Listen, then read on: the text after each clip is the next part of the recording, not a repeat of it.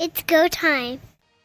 Welcome to the Third Down Gamble podcast with your hosts, Don Charbin and Heath Graham, with special guest host, Andrew Hoskins of the Turf District podcast.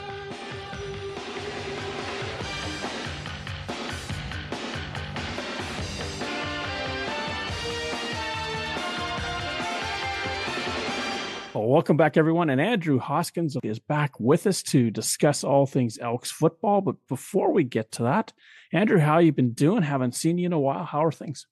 Yeah, this off season has been pretty crazy for me. Mostly just in work, not really in any of the fun stuff. It's been busy, and I was happy though. We got to do our off season get together and help to kick off the CFL Fans Fight Cancer event or campaign, I guess, for this year. Our event was last weekend, and it went really well. And it's always good to see the football family and kind of remind you that there's other things than just work in life.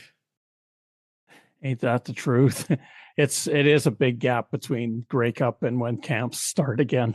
Right. And that's the people you hang with, right? You just hang with them. And when you don't get to see them because there isn't that regular thing going on, and been a little busy. So we've only really had one podcast so far this year. And so it's one of those things where you just want to get back at it and you want to get chatting again. But oh my goodness, the life takes you away from some of the fun. So when you get that moment, you can just, cherish seeing your people. Definitely recharges the battery. It's like you, Heath, and we're all basically volunteering our time toward this. It's because I love the CFL and chatting with people like you, and Heath is a great co-host. What makes it all worthwhile to me. That sounded like a plug for sponsors there, Don. Yeah.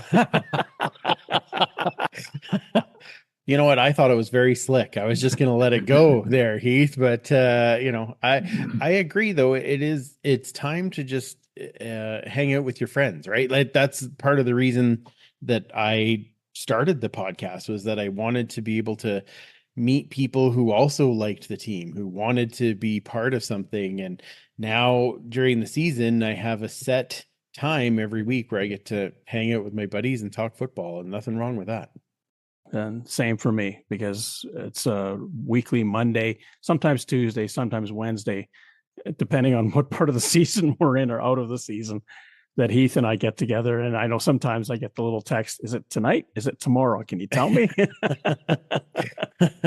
I do that to my gang too. I'll be like, hey, I think we're doing this tomorrow. Well, ours are usually Tuesday nights. We're probably pretty good for that, but it's more like, are we having one this week or are we not? We'll see. Yeah. See if I'm actually at home first, and then we'll make a decision after that. Exactly.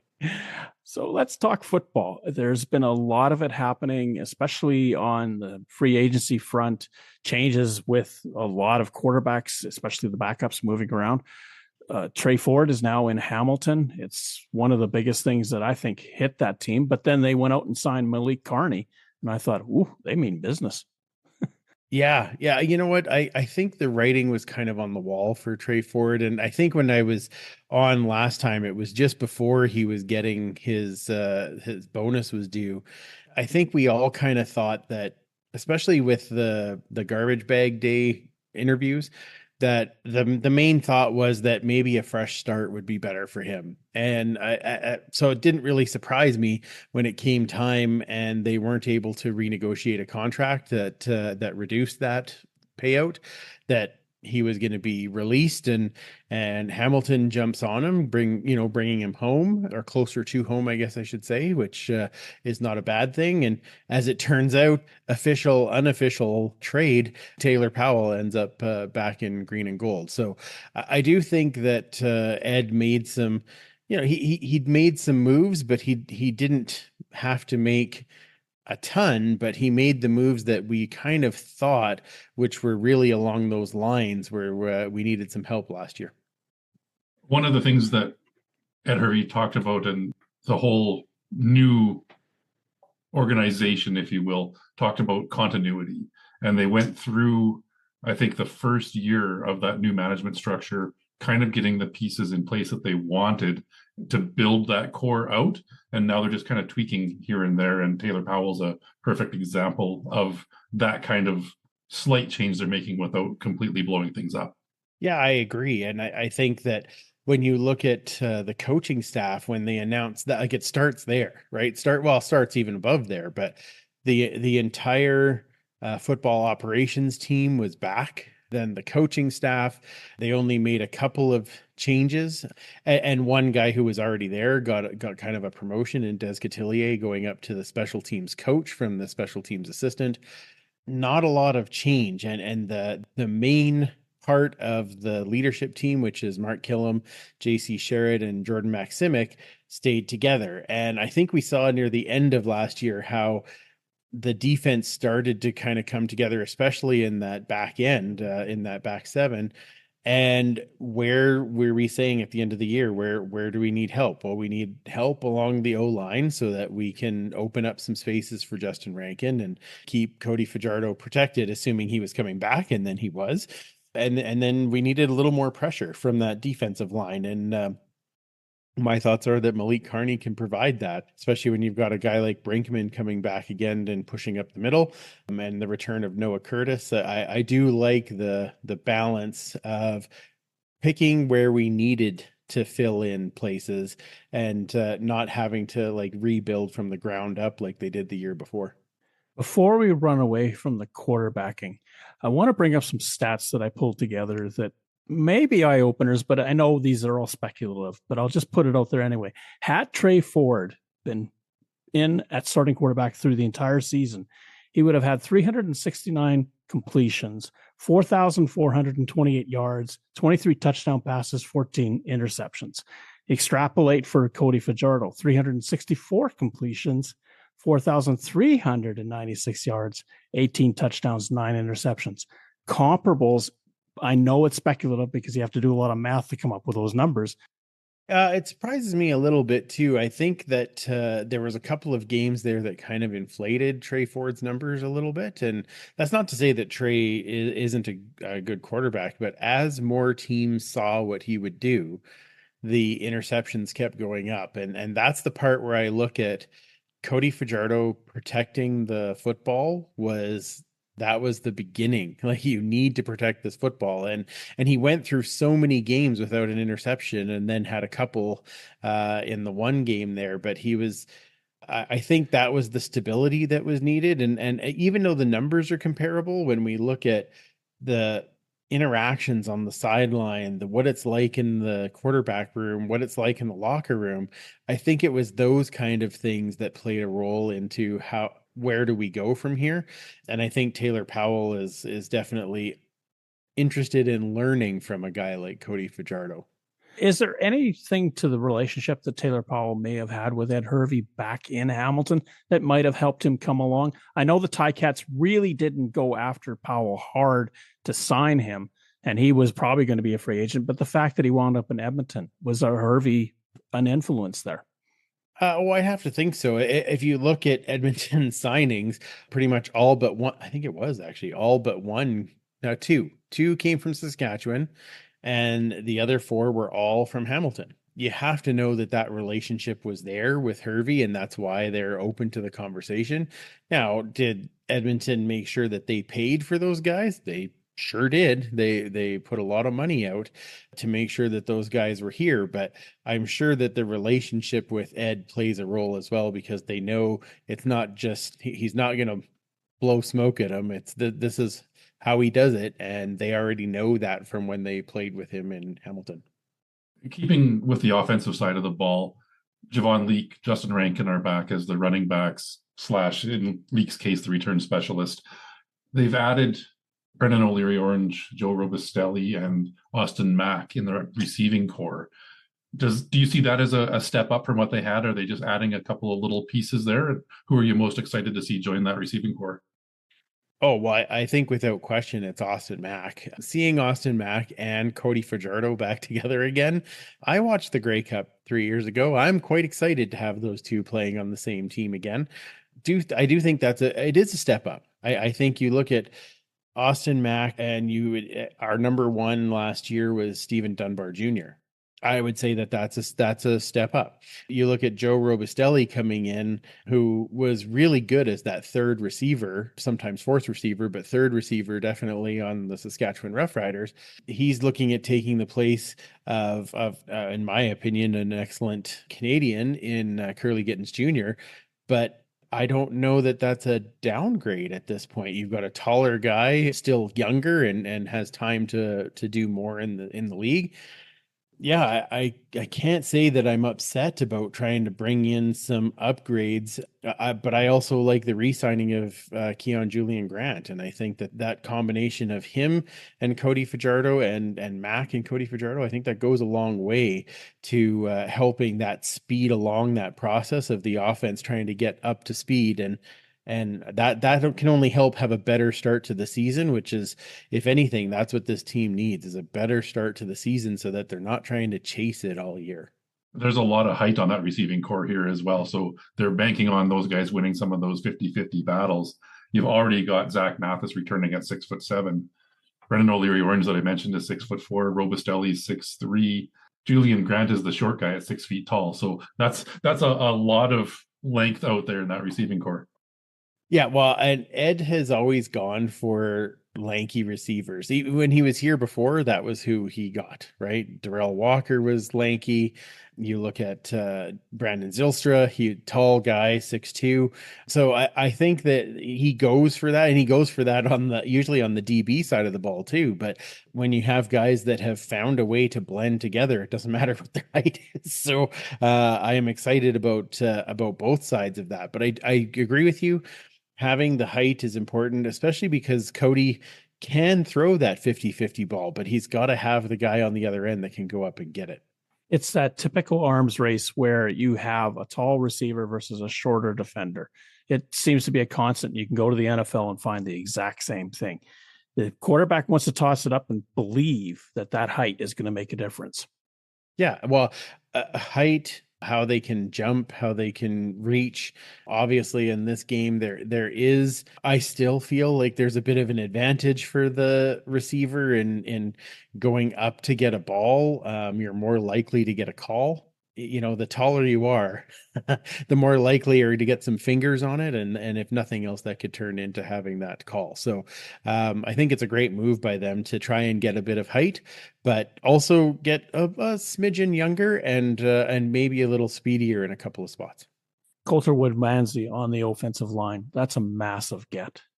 Literally. But more literally is Jordan Murray. That guy is a monster. Oh my goodness. I went to the free agent introduction party that they had.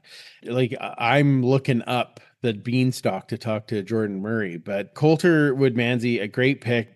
Really nice guy too, actually. Just we got a chance to chat with him a little bit, and he picked the number 67. So of course, everybody is saying that he's 6'7", but still. So when we said that to him, he's like, "Yeah, I'm already regretting my choice." But needless to say, he is a really good guy. Having, again, you've got a Canadian.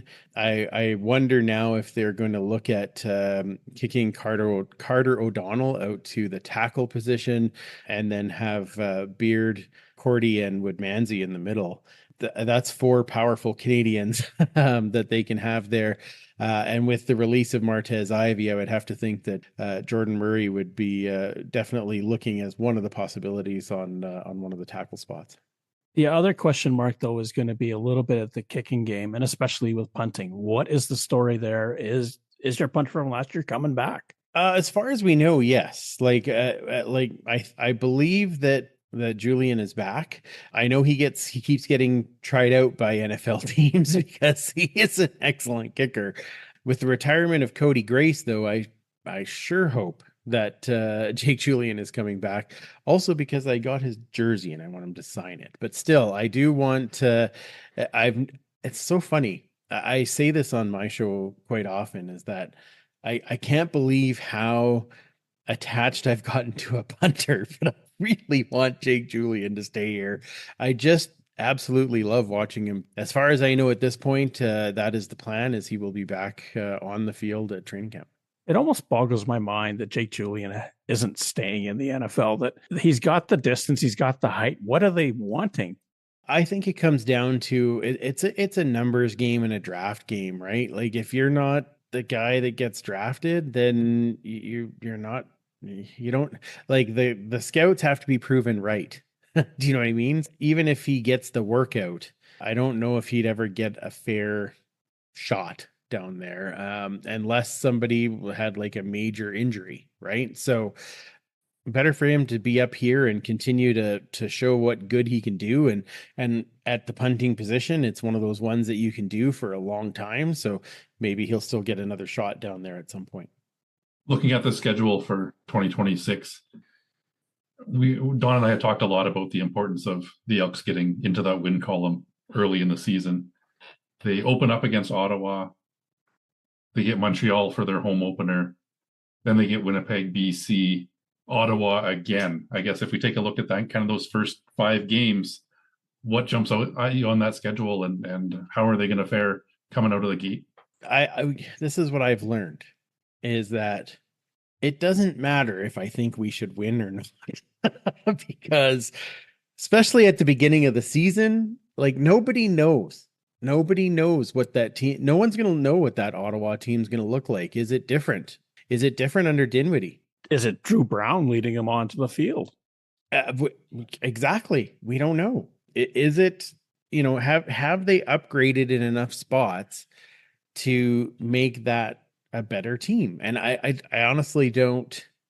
I think they have, but again, in those first few weeks, it's like a crapshoot on how anybody does. It's tough to say. I would really like to see them kind of come 3-2 out of that, if it's at all possible. The chances of Edmonton being able to beat BC, well, we know how that goes at the beginning of the season. I don't go to the BC home openers anymore because they're always against Edmonton and we get clobbered, and I'd rather not do that. But I think if they can come out of there 3-2, that's better than where they have been, right? Where we've, 1-6 or 0-4 or 0-5. Like if you got to get at least one win under their belt. If they can make that the first game, fantastic. All the better. It gives them that opportunity to kind of get off on the right foot. And the last couple of years, those opening games, they had every chance to win them and just let it slip away. And does that change this year and set a different tone in that locker room?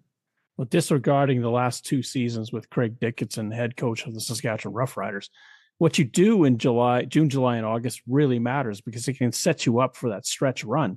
And Edmonton, you talked about the ONs, and you said how important it is that they get there. And one of the things you have to do is be the team that's chased, not the team that's chasing.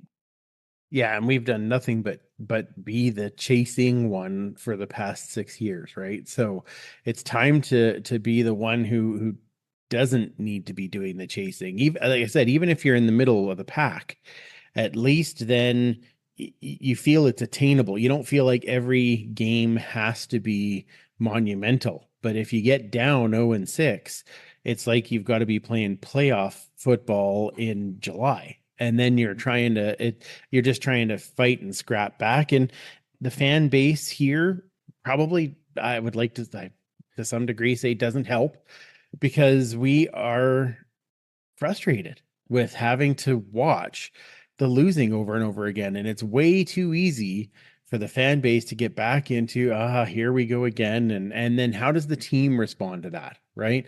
And I know Mark Killam's doing a really good job on trying to prevent that now. He's trying to get that different mindset. It's something that it's going to take time. It's hard to break out of when that's been the pattern, but they've replaced so many guys with guys, who are optimistic and positive, and you start to see some of those things. The defense at the beginning of the year last year, not very good. But once you're in the last 6 games of the year, you're thinking, wow, this could be something. These guys are playing really well together. So I feel like they need that jump so that everyone else gets on board too, of, okay, we're not chasing this year. We're going to show up and contend. I think this every year, looking at the rosters, that the West there's a lot of parity and it's going to be really close in the standings. And I think that again this year, I don't see anybody really running away with the West. unless Nathan Rourke can carry the rest of the Lions on his back. Because I think they've had some key losses to their roster this year that maybe take a step back for them. Saskatchewan lost some guys in free agency as well. I honestly think 11-7 might win the West. You may get somebody as many as 12 wins, but I don't see it going much higher than that. And we saw the bottom end of the West last year. The fourth place team did cross over with the Bombers, and the Elks weren't out of it until pretty late in the season. So I think it could be a real race to that 10-11 wins to try to shore up a home playoff date. Yeah, and all the more reason why you'd like to get 2 or 3 of those real early so that you don't have to, when you get into the dog days in the middle of August, and you kind of want to be in a spot where as you're getting into Labor Day, it's like, okay, we could go 500, we should be okay. Right. And that means a lot of winning early. I know that, like you said, Edmonton was in it till fairly late on, but honestly, in September, when they lost those back-to-back walk-off field goal games to Toronto and Hamilton, it basically put the dagger in the, it was all but mathematically done at that point. Part of that is because of the 1-6 start. And if you can start 3-3 even, right? Or 4-3 to compare the 6-1 and 4-3. If you have that, well, you're halfway towards your wins. You lose those 2. Yes, it's frustrating, but you have an opportunity to at least sneak in that third spot, right? If you're talking 11-7 at the top or 12-6, if you're 500 mid-season, then you have a better shot at getting there, right? And that's the point I think you brought up really well. The O's ends, or especially the 1-6 last year. If you want to get to 500 on the season after that start, you have to be 8-2. Right. Yeah, exactly. And that's hard for anybody to accomplish, right? But if you're now looking at 5-4, even 4-5, okay, well, you've got 9 games left and you have to win half of them. Well, that's reasonable. And honestly, at this point, as an Elks fan, I always want them to do more, but man, I would be ecstatic with a 500 season.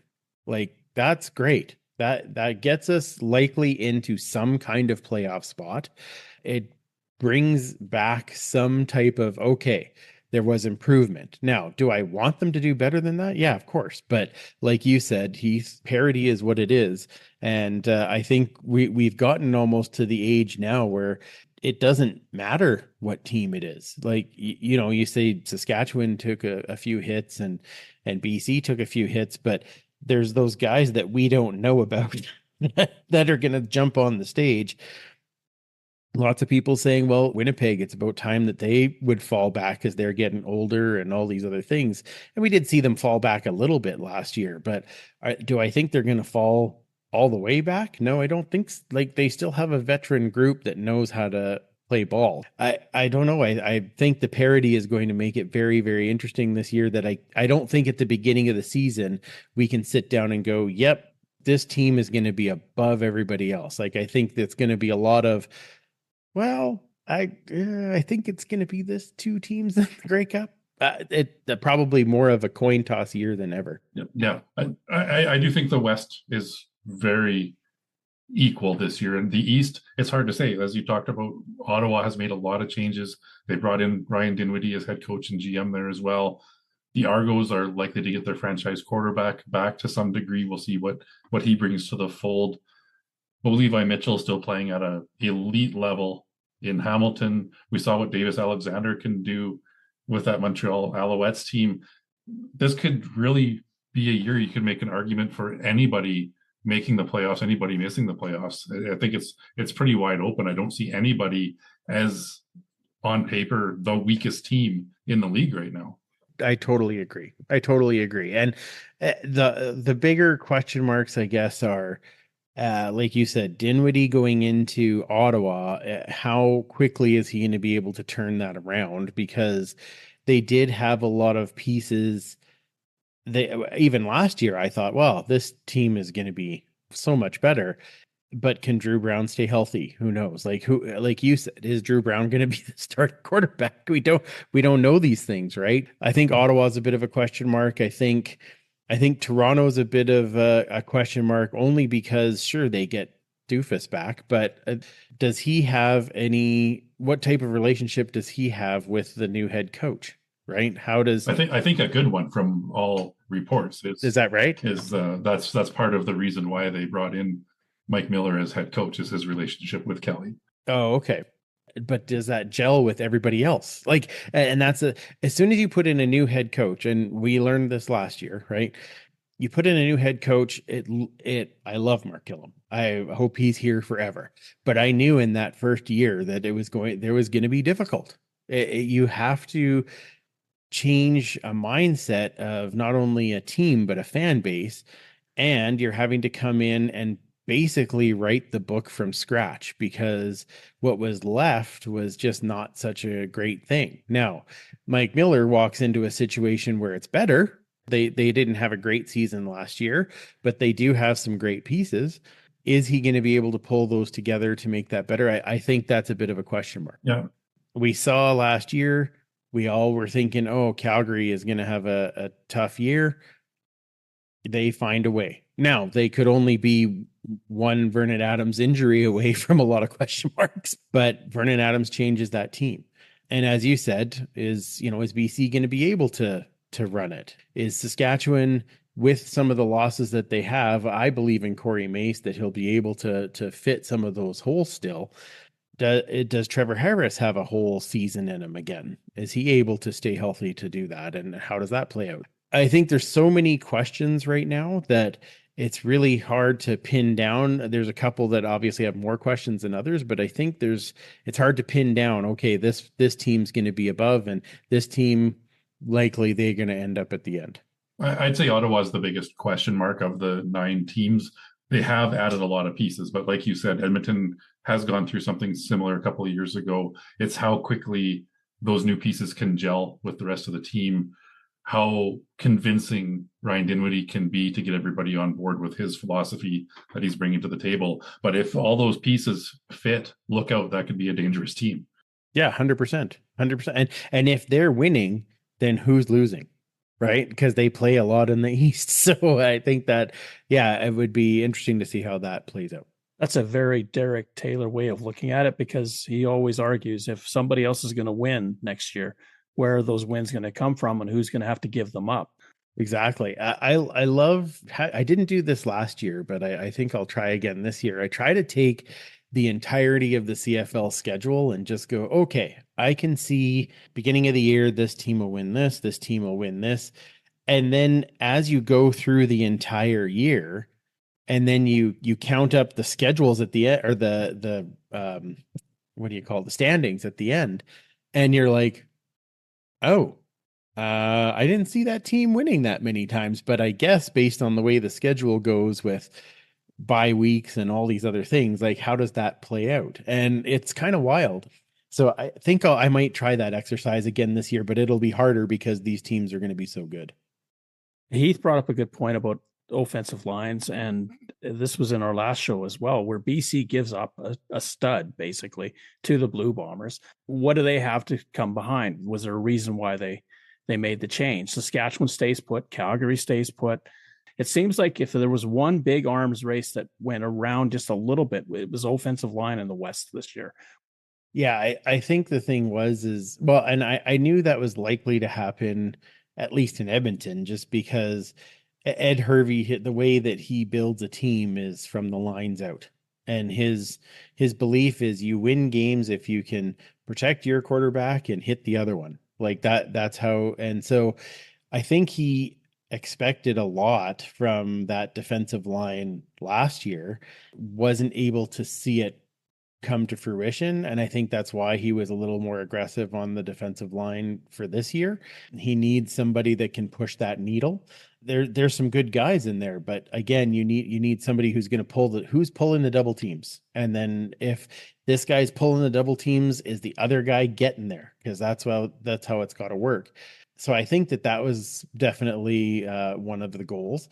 And I think on the offensive line, like you said, it is an arms race, because if you can't protect your quarterback, how many teams have a legitimate starter at number 2?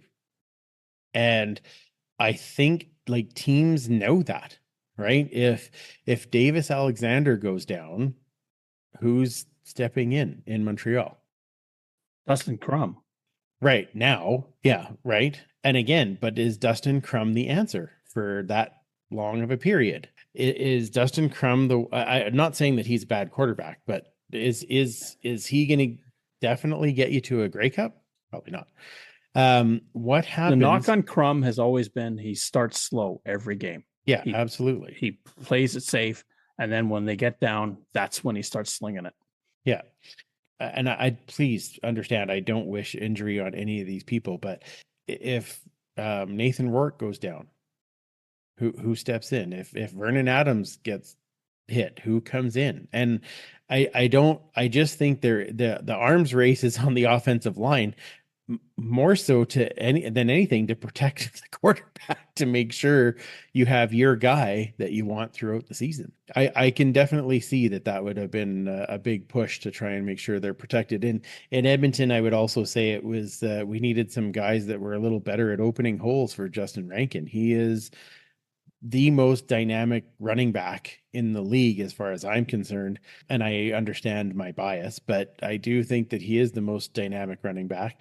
The big plays that he had were all either a quick dump pass for 5 yards that he exploded in the open, or running to the outside, but he could not run up the middle.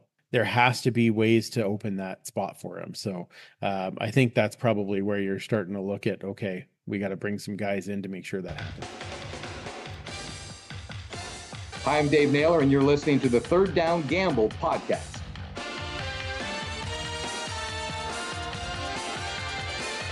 To look back at 2025 for the Edmonton Elks, one of the things that always stands out to me is the fact that new head coach Mark Killam, new defensive coordinator J.C. Sherritt, neither one had been in the position before. Jordan McSimic, yes, he had experience with Edmonton before, went to BC, came back. But it was basically, like, as Mark Killam said, I walked into the building, I didn't even know where the coach's office was. Yeah. That's a lot to overcome, and then try to build a football team within 2 months. Yeah, 100% it is. And he was walking into a situation where they knew they were going to have to release a lot of guys and bring in new guys, and they're going to have to learn how to play together. And I think what we saw last year was a number of guys that were rookies playing, especially in that secondary. They had to learn the game, much less learn how to JC Sherritt wanted them to play it. And so, they did admirably. They figured out how to play as the season went on, but they were definitely hurt at the beginning of the season to be where we wanted to be. But the positive steps were there, and I think that's really what Killam was looking for. And now you look at this offseason, how many of the guys stayed around in Edmonton?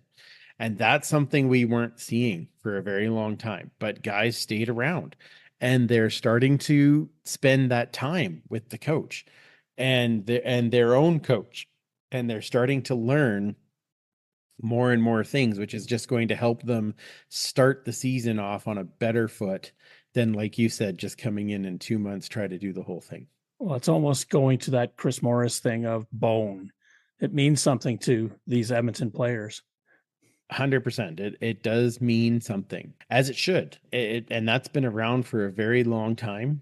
What is it? What is B.O.N.E. broken down into its constituents? Oh, it's Brotherhood of Nasty Eskimos is where it started from. And of course, now probably Brotherhood of Nasty Elks, I guess. They can change it because the E still matches. Like, that started back in the 80s. And realizing that they were a brotherhood together, and they were always stronger together. And that's what B.O.N.E. stood for. I just love that Ed Hervey and Mark Killam, even though he wasn't here, but he was here as a kid, kind of, playing at the University of Alberta. They don't want to ignore that history, right? That history is where we get our strength from. It's very believe in your ancestors kind of idea. And I love that they bring that back, and you can see it now in the building, right? I did a tour about a month ago. They have a new weight room, and on the weight room is a bone all across the, and then pictures of all of these guys that are on the in the Hall of Fame or on the Wall of Honor. And how do you just not get charged up to try and be part of that history? It's fantastic. Sort of the Montreal Canadiens. I know they took it from somewhere else, but to you from failing hands, we pass the torch, be it yours to hold high. Yeah, exactly. Yeah. And that's and that's the thing, is the alumni are around. They can tell you about those days, right? And so yeah, you want them to feel like they're part of something bigger. There's a lot of talk, obviously, about rebuilding that brand and rebuilding the culture in the Elks locker room. Is there something specific that you think that led to maybe the downfall a little bit of that culture that now necessitates this reestablishment? There's two people in particular, yes, that like, so Brock Sunderland, and now I can't even remember his name, the president at the time, Chris Bresson. They were there when the name change happened. And when the name change happened, every part of the history was ripped down out of the stadium. That was the demise of B.O.N.E, really. It was like, nope, this is the way we're doing it now. It all of a sudden became, instead of being a team that had a rich history that changed their name, it became, well, this is like a new team, and that other team, we have to just ignore everything about it. That to me was devastating as a fan, and that lived through until such time as they were able to put people in place who were part of B.O.N.E, and that's where you look at Chris Morris and Ed Hervey. And it's a shame, because the players, the coaches, that last name did not define them. It was what they did on the field and the Grey Cups that they brought home. That's what defined that team. 100%. And their work in the community, the build up to the game, the way that they marketed these guys, the way, like, people all knew who these guys were, and they were okay with being part of the community. That it was a connection, not only to the excellent play on the field, but the excellent off the field. And that was totally taken away and just destroyed, in my opinion. And so now we're going back to it. And I admit, when the fire truck came back out and it had the old name on it, I was a little, I don't know about that. But as the season went on, and, we had Chris Morris on the show a few weeks ago, and just that passion for understanding the history, it doesn't need to be part of now, but the history has to play in how we guide ourselves now. And that to me is very, very important. I think every team goes through these fluctuations and get away from what made them successful. And I think, yes, as a Winnipeg fan, the Joe Mack as general manager era from 2010 to 2013 and his lack of vision on Canadian talent set the Bombers up for failure, and took the new regime of several years to rebuild and restock the cupboards, if you will. And I think it's a similar situation to what the Elks have gone through over these last few seasons. But certainly with Cody Fajardo back as the number one guy this year, I think that builds a lot of confidence in that team and that leadership. And the defense, you talked a lot about some of those guys on defense, and bringing somebody like Malik Carney in just reinforces that. So hopefully for Elks fans, this is the new era of Elks football.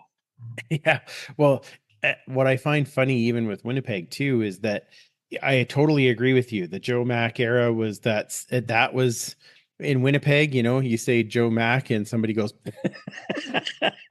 and in Edmonton, if you say Brock Sunderland, don't say that. Like, that's he who shall not be named. I could see that. And yet the current regime almost came to a crumbling end, right? Because it was very close. Everyone calling for O'Shea's head and all that type of stuff. And next thing you know, they turn it around and then go on a spectacular run. Playoff game in British Columbia that almost was the undoing. Right? Yeah, exactly. Well, and then they brought in this quarterback named Matt Nichols, and oh my goodness, look at that. Their defensive line can hold up.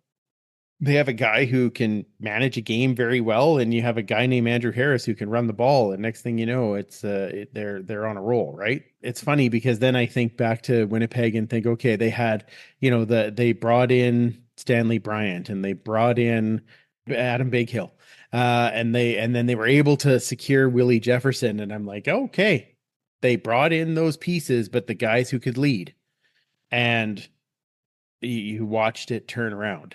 I feel like now in Edmonton, Mark Killam had his year to figure out his leaders and to figure out how to be a head coach, because he had pretty good resources on how to do that. He was in a system for a very long time, but it's different when you have to make the call. He'll probably tell you that his biggest challenge was that he had to deal with us all the time, but that's fine. I mean, I don't mind with that. But he's now learned that. And he knows who his leaders is, and leaders are, and you look at guys like Nick Anderson, who stayed here during the off season and was trying to learn from the coaches and helped doing some coaching himself. Yeah, the Elks Selects team that they had. You look at guys like Mark Cordy and David Beard, who are here all the time, who want to be part of this community and help out.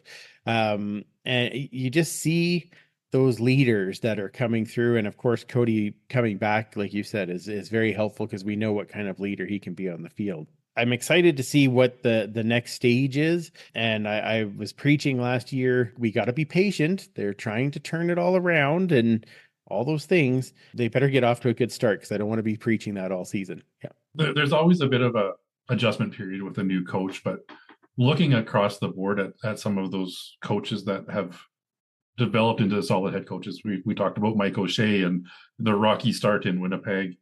Corey Mace, the first year in Saskatchewan, you saw some progression. The second year, a championship team. I saw Mark Killam as a great hire for the Elks last year as well. I think players especially rally around those types of guys. Now, all three of those coaches are very different, but they're all very strong leaders. They led by example on the field as players, and they bring that philosophy with them to how they coach those teams. And I see the pinnacle of what Coach Killam can be, and it's very high.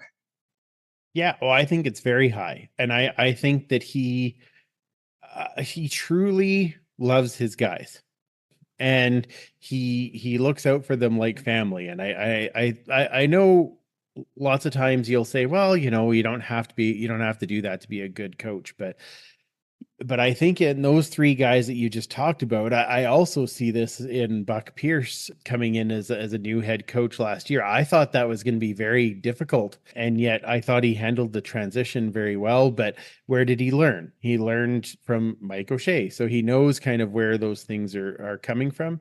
Mike O'Shea, he's not going to stand in front of a mic and say, you know what, these are the greatest players and all these, like, that's just not his jam. But the guys know that he would stand up for them, and that's why they want to play for him. And I think Mark Killam has a lot of that same. I think Corey Mace has a lot of that. I think Mace and Killam are the guys that'll be like, that guy is a superstar. I don't know why you're not. Oh wait, we don't have those in CFL. That guy is a star player. He's got to be. You should pay attention to him. But they also just know that those guys have their backs and want the best for them. And that's where you see that success. I think that's one of the things that I think at one point Chris Jones could do that. And I think he lost how to do that when he had a lot of the GM powers, things like that. Think of Mike O'Shea and I heard this story, after the Bombers won their first Grey Cup, he was out there with a broom and a pail sweeping up the confetti on the field. That to me is class. Players would see that saying, hey, that's the coach doing that. Wow, this guy's something special. And I think that's a big reason why, A, the Bombers were successful for as long as they were, and B, they wanted to come back and play for him. Right. Yeah, exactly. They wanted to be back. right? So, and they still have guys that want to come back and play for O'Shea, understandably. Yeah, and you always hope that you get a good run of coaches that can generate that. Do you know what I mean? That can have that passionate following of their players, that they, yeah, like you say, they would run through a wall for them. And that's the ones that you're always excited to see them have some success as well. The UFL is starting its season in about a week from when we're recording. What do you think of the 4-point field goal? What do you think of no punts inside the 50 unless it's the last 2 minutes? Okay, so I didn't follow a lot of the UFL stuff. I hadn't heard that before. 4-point field goals? From 50 and 60 and beyond, technically, but from the 50-yard line out, which is 60 yards and out. It's a 4-point field goal. So basically what they're trying to do is like the NBA, like the 3-point shot, but this is now a field goal. If you go that little bit farther back, you get an extra point. Mm-hmm. I can't say that I hate that. I think it's kind of fun. It's gimmicky, I think, but I'd be curious to see how it plays out. No punts inside the 50. No, I don't like that. Because one of the most exciting parts, well, now granted, this is the CFL and not the UFL, but when I look at the game that I love the coffin quarter punt, right? I love the rollout at the 2 or the 5. And you've got I love having that option. Do I always like it when my team would punt if they're inside the 50? No. If you're going to get that roll, I think it should always be an option. I don't want it to have to be, well, we have to go for it on 3rd down when I'm at the 40-yard line. One thing that I don't like about the 4-point field goal is it opens things up to manipulation of taking a time count violation to back you up 5 yards to go for that field goal to get the extra point. Some things like that could come into play that I think takes away from gameplay. I guess, on the other hand, a 60-yard field goal is not an easy thing. I mean, you're going to take a penalty to try and go to kick a farther field goal. I mean, I get that the point is there, but you better have a lot of confidence in that kicker to kick that 60-yarder. But if you already can't punt the ball, then what's to stop you from backing it up to go for the extra point? Yeah, I guess that's true. Yeah. I mean, if you're going to be a 59-yard attempt, why not just move a yard back and make it 60? Yeah, that's fair. Yeah, that's fair. That's where I have a problem with it, because it's overvaluating the middle of the field, and it's detracting from touchdowns. The touchdowns aren't being scored enough, and you're trying to augment scoring by these, as you said, gimmicks, adding a point to an extra long field goal. I mean, it just, at some point, everyone's just going to hover around the 50-yard line and just trade field goals. Well, maybe. I don't think as many of those field goals are being made as we might think. But even at a run rate of 4 out of 10, it's probably worth it. Okay, so if it's okay, so by that logic, let's say 4 out of 10. Okay, that's 16 points, correct? Yeah. Okay, so if you're moving to if you move the ball to the 30 and you kick 9 out of 10, that's 27. Is it really that big of a difference? I think we need to compare 55 to 60 yards, not. Yeah, I think that's a better comparable. Yeah, well, okay, but I'm just saying that you're trying to move the ball, right? That's all I'm saying. But on third down, once you get, let's say you're at the 45-yard line, what do you do? Yeah, it does make a dead zone for sure. But your third end, let's say, like I'm talking in the UFL, they got 4 downs. You go third end, let's say it's 4. Right. Do you worry about going that extra 2 yards to make it a 59-yarder, or you just have the quarterback take a knee and then send out your kick team to go 61? Yeah, maybe. I guess we'll see as the thing that I guess the reason that I don't mind it is that somebody's got to try something to see what happens. True. And they have to try it at some. Now, do I think that it's the greatest thing? No, but at some point we didn't have video replay, and then somebody had to try it, and then CFL did, and then there was a problem. There's still a problem in my opinion, but they keep trying to refine it and try to make it better, but somebody has to try it. When they come up with things like this, I'm like, I see the logic in the the thought of, okay, well, that happened in the NBA. The 3-point shot became a thing. And you now had guys forcing the pass outside to do the big shot. They're camping around the line. Yeah, which changed the game in comparison to just always trying to rush in. I don't mind the idea of trying it. Do I think it's something it should be in like a preseason game and see how it goes and then decide for the next year? Do you know what I mean? Like, good point. Instead of just saying, hey, we're going to do this for the whole year, I would much rather, like, even in the CFL, I'd much rather them say, okay, these are the things that we're going to test, and we're going to do this in a preseason game, and we're going to see how it goes. Now, I understand you're not playing with the best players, and you have, you want to evaluate and all these kind of things, but how does it work? Right? Like, does it make a difference or not? And then decide if you're going to put it in or not the next year. Two things about replay. Number one, the CFL does not empower the booth properly. Number two, it didn't change the way the game was played, except maybe that receivers hung onto the ball more and stuff like that.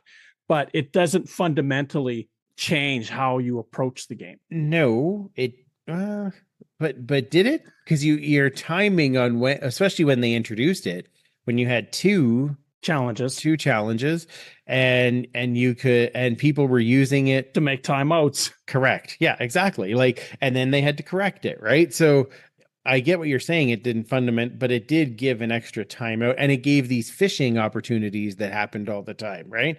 That's true. But they addressed it. They eradicated it. Correct. They fixed it. Maybe this happens in the same way. But what I'm saying with the 4-point field goal is that you're putting more value on being further away from the goal line. Right. And I think that's wrong. I think the point of football, as it came from its rugby ancestry, is to go across that goal line and score a maximum number of points. With a 4-point field goal now, that's 4 versus 6 trying to get it across the goal line. Yeah, that's fair. I will give you that. Like I said, first time I've heard it, so I was just like, hey, maybe again, try it, see what happens. It may flop. I mean, at this point, it's the UFL, isn't it? It's probably gonna flop. I mean, it's worth a shot, I guess. It was funny that you said we'll see at one point, and I thought, who will see? Yeah. Yeah, exactly. Yeah. Well, it's a tough market, especially when you get that juggernaut. If they so much as have free agent day or whatever day, suddenly all the networks are going to the NFL to cover what's happening. It makes it really tough. Absolutely. I do agree with you, though.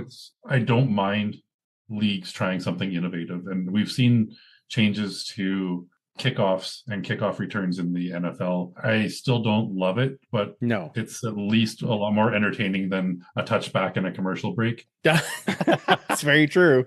Very true. Although they can still do it. It's just the penalty is a little bit harsher because they get the ball at the 40 if they drill it right through. Yeah, they can. The touchbacks still occur, but at least they're looking at something to get returns back into the NFL. But they're getting closer and closer to what they had before. Why don't they just eradicate what they put in and go back to the way that kickoffs were always done? Well, they'll always say it's for player safety, right? How do you really feel, Don? Look, these guys are 10 yards apart. They start running down the field together. There's no more impact than if they're 30 yards apart and they come flying at you. Like, you serious? It makes no sense to me. I didn't say I agreed with it. I just thought it was funny. Yeah. No, although I may have to call you Yosemite Sam from now on. I don't know. Okay. Third down.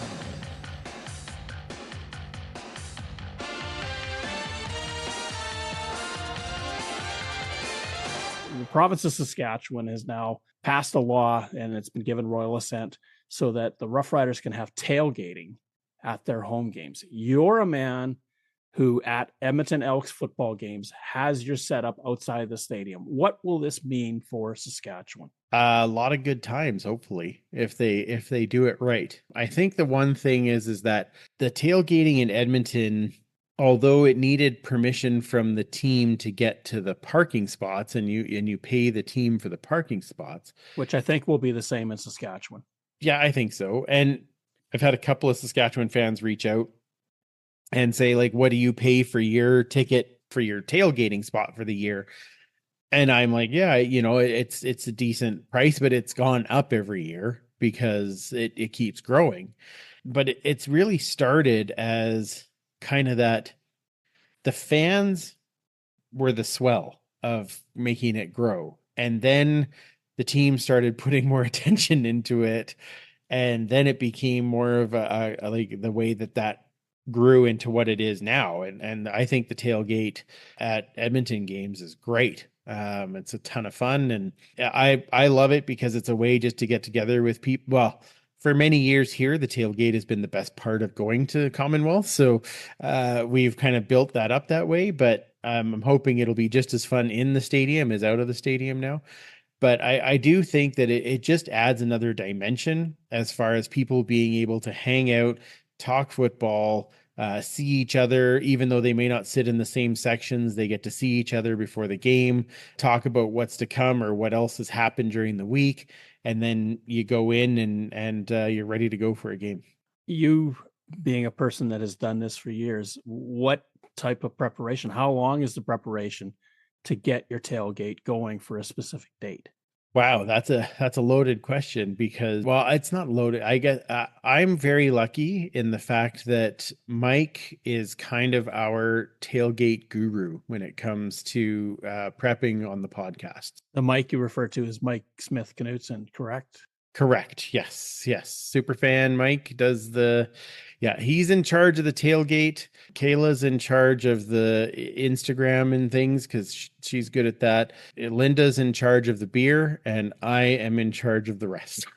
Mike does the prep early on. So right about now, he's basically writing the menu for the year that we can release it as we get closer to the preseason game. So that way, then everyone knows, okay, these are the things that we're having throughout the year. You're right. We've been doing it a number of years, so we know what the favorites are, but we're learning things still. Like last year, we were saying, okay, we need to put like the flat top meals like in the colder months, because when you do it in the middle of August, we all end up with heat stroke before we go into the game, which is a problem, especially when you've then had, 4 beers to go along with your heat stroke. It's not a great combination. I think that you kind of learn those things as you go. Mike now knows, and he always wants to try 1 or 2 new things every year. So he preps the menu early. If there's new things, he usually tries them out at home and sees if he can make it so that it works for the tailgate. And then our actual prep for the tailgate, I do a lot of ordering before the season starts. I order 10 of the tablecloths. I order the pins so that they're all set to go. I order a new aprons so that I don't get dirty again. And then we talk about, once Mike gets the menu together, he goes, okay, this is how we're going to make each one of these things. And so in the past few years, we've done things like, okay, at one point I had to buy a generator so that we could run a couple of crock pots. Now we have different ways of doing that. When we get to actual game week, there's usually, so Mike and I both grab stuff for the tailgate. So we have our show on Tuesday night. At the end of the show, I say, okay, what do I need to bring this week? He tells me I need you to bring this, this, this, and this. I'm going to bring this, this, this, and this. He usually does the protein of the meal, and then I bring all of the stuff that goes around it. Depending on when it is, if it's a Friday night, it's usually a rush to get everything done because you have to jump out of work and get things ready to go. But if it's a Saturday game or something, we'll probably start making stuff on Friday night and then be ready to heat it up and take it over when it's time for the big show. Yeah, it's really progressed to the point now where we've kind of got it down to a fine science. But I remember the first few years, it was just like chaotic. What are we doing? Okay, well, what do we need to make that? Well, I need to buy a barbecue. It's just, or look, I upgraded a cooler so my beers actually stay cool. Like it was all of these little things that we had to kind of figure out. And then we we need a canopy because, oh my, like we're getting straight on the sun. But then we put the canopy up and then we have the flat top and the barbecue running and it's all heat underneath we're like, this is dumb. Why are we doing this? All of these things you kind of learn as you go, but I would say from beginning to end, answer this very long answer for your original question, which is it probably takes us about 3-4 hours to prep. And then we get there, it's 3 hours before game time, we're able to park. And usually by about 2.5 hours before game time, we're up and running. And last year, I think there was only one game where we still had food left half an hour before the game. Usually it's all gone. We run through it all and we're packing up about a half an hour before the game. We kind of sit and chat for a bit and then make our way in before the teams hit the field. Well, I was lucky enough to drop by 2 of the Turf District tailgate parties last year. I'm already checking out this year's schedule to see when I might be able to sneak in a work trip to Edmonton that will coincide with another one. Love it. Love it. Yeah. We love having everybody there. It's awesome. It doesn't matter what colors you wear. This is just CFL family getting together, talking about the game that's to come. And if you're there supporting the other team, yes, we have fun, trash talk back and forth, but it is all about having fun and having some food and having some fun conversation before you get into the game. And by the time you get into the game, sometimes you're exhausted, but also you're like, wow, like I'm ready for a game. I can just sit and relax now because all the hard work is done. So if you're thinking of doing it in Saskatchewan, there you go. There's the guidebook. Yeah, well, and I mean, like I said, I've had a couple people reach out already, and I'm happy to go through some of the stuff that has been successful here. It's always good to have, and you have to build your own traditions, which is part of it.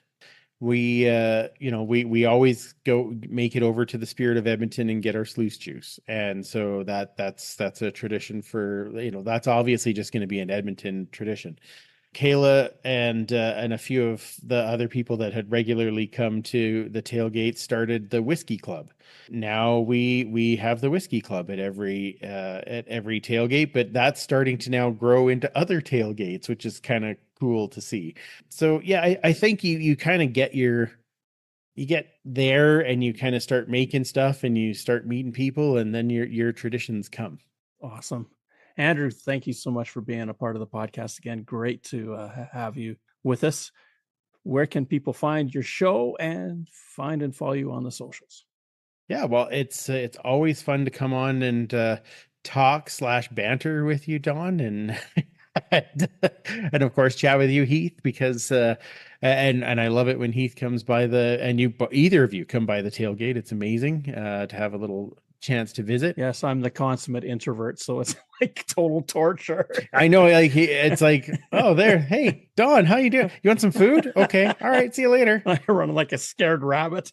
That's all right. We get a few comments in. It's all good. But I appreciate you guys having me on. The Turf District, you can find we usually go live on YouTube on Tuesday nights. Our next episode or episode that just came out, I guess, by the time this is out, we're having Nick Anderson on to talk about his off season and his prep for this upcoming season and that linebacking core that played so well last year. So excited to chat with him about that. We've got a couple of great guests coming up, including John Hodge, and working on getting the coach back on again to see how his first year was so far. So Tuesday nights, usually every second week here going into the season. And then once the season starts, we're every Tuesday night chatting Elks and the CFL. So you can find us on YouTube and of course, all of the different socials at the Turf District. We're all wearing different jerseys, Winnipeg, Edmonton, and Saskatchewan. We can all find a way to get along. Yeah, just barely, but yes. Thanks. Thank you. Thanks, Andrew.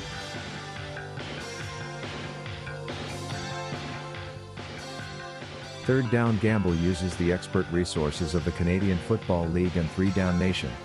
For up-to-date, insightful statistics and analysis, please visit cfl.ca and 3downnation.com.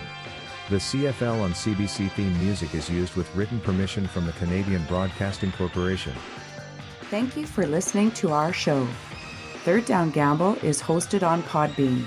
Follow us on Twitter, where our handle is @ThirdDownGamble. Join us again next time. The Third Down Gamble podcast. Audio worth watching.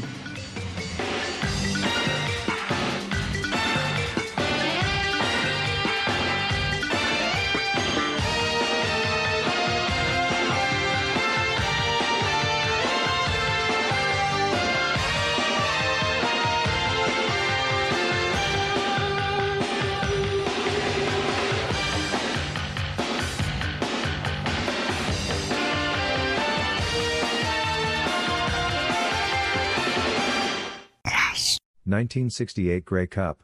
Ottawa's Vic Washington's 79-yard run puts Ottawa into the lead for good early in the fourth quarter. Final score Ottawa 24, Calgary 21.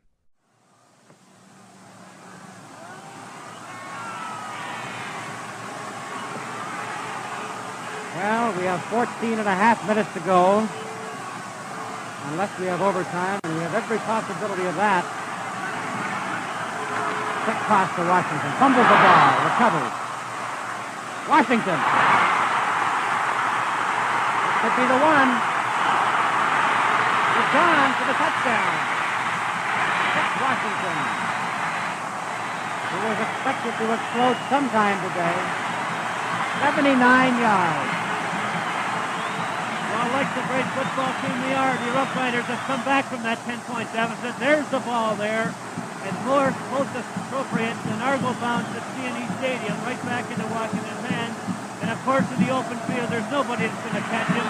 Frank Andruski, 24, gives a valiant attempt from that far corner spot, but just ran out of yardage. And so it's now a 17-14 ball game. Don Southern